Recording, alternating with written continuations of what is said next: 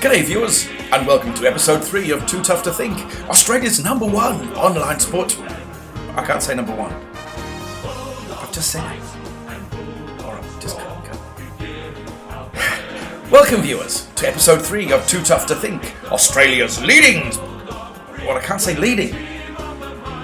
This should have been worked out yesterday. Alright, give me the things,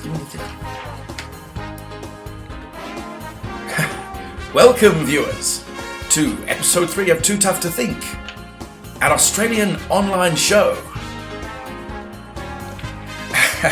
Too Tough to Think, proudly brought to you this week by Australia's leading, Australia's leading online sports betting agency. No, it's not Betfair 360. No, it's not Sportsbet. It's not Ladbrokes. It is, yes, you've guessed it, Broke Lads. Go Broke Lads. With Broke Lads, you can bet on the game, you can bet before the game, you can bet during the game, and if you really want to, you can bet after the game. Who knows? Richmond may well beat Collingwood on the replay. It's worth a punt, isn't it? I'd chuck a lobster on, maybe I'd chuck 2.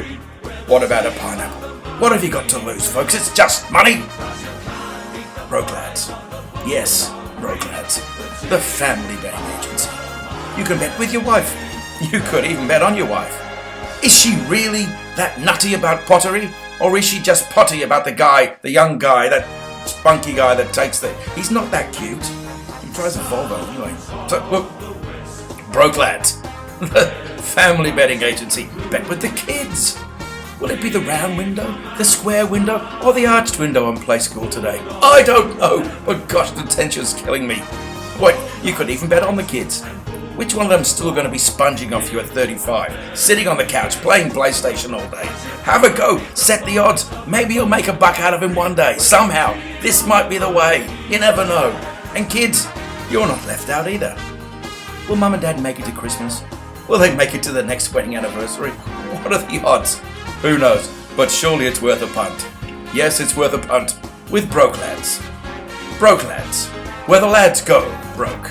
Where the lads go broke. Where the lads go broke. Broke Lads. Okay. Can we do that? We can't do this again. We've got to do this again. Welcome to the Round 2 Roundup. This week's topic of the week is fatigue. Well, Melbourne's coach Paul Roos came out and said his team lost to Essendon on the weekend. Essendon, a side made up of broken down old men and babies, because they were tired. The press tore strips off him. If they're tired now, after round 2, they said, what hope have they got for the rest of the season? Now, I can see where the press boys are coming from, but Roosy does have a point too. I mean, these footballers, they're professionals. They have busy lives. They spend at least an hour or so training every day. Every other day, twice a week. Okay, twice a week, at least an hour or so. On top of that, there are the endless video sessions.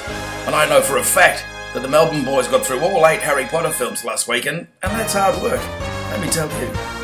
Then there's the waxing and the spray tanning, organising the end of season trip, updating their profiles on Tinder, swiping left, swiping right. I'm not surprised that they're tired.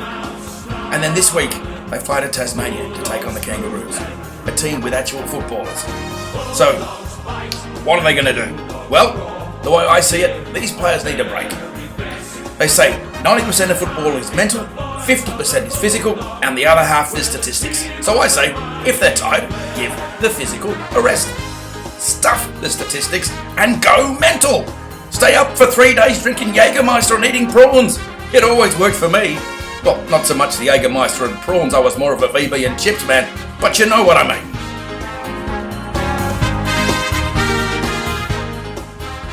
This week's viewer letter of the week comes from a young man named Kevin. And Kevin's from Ascot Vale, and Kevin writes, Dear Darton, Footscray played Hawthorn in round 3, 1982, in one of the most remarkable games I've ever seen. In that year, Hawthorn were top of the ladder at the time, and the Bulldogs were 4th.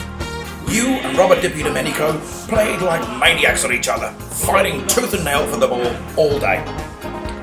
The capacity crowd was screaming their lungs out, screaming their guts out. The game was very tight, and it ended up in a breathtaking draw, with you kicking the final goal of the match after the siren to level the points. Nice of you to remember that, Kevin. You gathered 33 possessions that day, Dad, and you kicked 3 goals. It was the most exciting game I've ever seen. Now in this week's round 3, Kevin writes, Hawthorn take on the Bulldogs again. Both teams are at the top of their game again, but this time the Bulldogs are on top of the ladder. So Dad, Kevin writes, do you think this game could be anywhere near as exciting as that game in 1982 was? Well, Kevin, no, I know. Modern football, it's rubbish. What can I say? I've got to be honest. See you next week. Bulldogs